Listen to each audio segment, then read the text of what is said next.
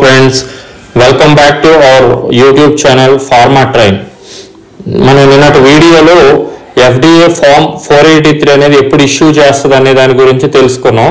So ఈ రోజు అలా 483 గానీ లేకపోతే మనకు వచ్చిన ఆడిట్ ఫైండింగ్స్ ని బట్టి FDA అనేది ఆడిట్స్ ని లేకపోతే ఆడిట్ ఫైండింగ్స్ ని ఎలా క్లాసిఫై చేస్తుంది అనేది తెలుసుకుందాం. సో నేను ఇప్పుడు మీకు స్క్రీన్ మీద చూపిస్తున్నాను కదా ఫ్రెండ్, ఈ ఎక్స్ట్రాక్ట్ అనేది FDA వెబ్సైట్ నుంచి తీసింది.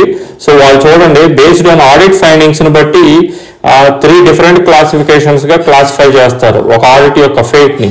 సో మనకు కానీ మన సైట్ ను ఆడిట్ చేసినప్పుడు మన సైట్ లో ఎటువంటి అబ్జెక్షనబుల్ ఇష్యూస్ అనేవి లేకపోతే ఎటువంటి ప్రాక్టీసెస్ కానీ ఇబ్బందికరంగా లేకపోతే ప్రొడక్ట్ క్వాలిటీ అనేది 100% సాటిస్ఫాక్టరీ లెవెల్లో ఉంటే అట్లాంటి కేసెస్ లో నో యాక్షన్ ఇండికేటెడ్ NAI అంటారు.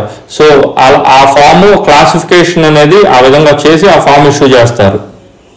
అలా కాదు, ఏవైనా మన సైట్ ని ఇన్స్పెక్ట్ చేసినప్పుడు కొన్ని అబ్జెక్షనబుల్ ఇష్యూస్ కానీ లేకపోతే కొన్ని అబ్జెక్షనబుల్ ప్రాక్టీసెస్ అనేవి FDA ఆడిటర్ ఇన్వెస్టిగేటర్ కొన్ని అనుకున్నప్పుడు సో వాటిని మనం నిన్న చెప్పినట్టు 483 ఫామ్ లో వాళ్ళు రిపోర్ట్ చేసి మన సైట్ యొక్క సీనియర్ మేనేజ్మెంట్ కి అందిస్తారు.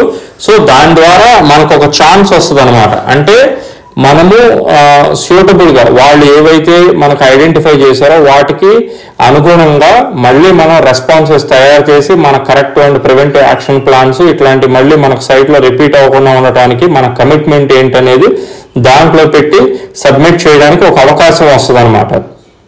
ఇంకా మూడోది, మన సైట్ లో సీరియస్ ఇష్యూస్ అట్లాగే కొన్ని చాలా సీరియస్ వైలేషన్స్ కానీ అబ్జర్వ్ అయినప్పుడు మూడో కేటగిరీ అనమాట, అఫీషియల్ యాక్షన్ ఇండికేటెడ్ OAI అంటారు. సో ఇది ఇష్యూ అవుతుంది. సో దీనికి తోడు ఇవి 3 ఇనీషియల్ లెవెల్లో క్లాసిఫికేషన్ ఫైండింగ్స్ బట్టి, వీటికి తోడు మనకు VAI ద్వారా 483 ఫామ్ అనేది ఫస్ట్ ఇష్యూ అయినప్పుడు బై సపోజ్ మనం ఏదైనా వాటికి సరిగ్గా రెస్పాన్స్ అవ్వలేదనుకోండి, లేకపోతే వాటికి మనము ప్రొవైడ్ చేసిన కాపా ప్లాన్ అనేది సరిగ్గా కానీ లేకపోతే FDA నుంచి మనకి అఫీషియల్ యాక్షన్ ఇండికేటెడ్ OAI అనేది ఇష్యూ అవుతుంది. దాంతోపాటు ఏవైతే మనం వింటామో వార్నింగ్ లెటర్స్ అని, సో ఇనీషియల్ లెవెల్లో అవి వస్తాయి. అవి కూడా ఏంటంటే ఆ యొక్క అబ్జర్వేషన్స్ యొక్క క్రిటికాలిటీని బట్టి. ఇంకా థర్డ్ కేటగిరీ OAIలో అయితే కొన్నిసార్లు వాటి యొక్క క్రిటికాలిటీని బట్టి FDA ఇన్వెస్టిగేటర్ కానీ థింక్ చేస్తే ఆ సైట్ ని బ్యాన్ చేయడానికి, ప్రొడక్షన్ కూడా బ్యాన్ చేయడానికి స్కోప్ ఉంటుంది.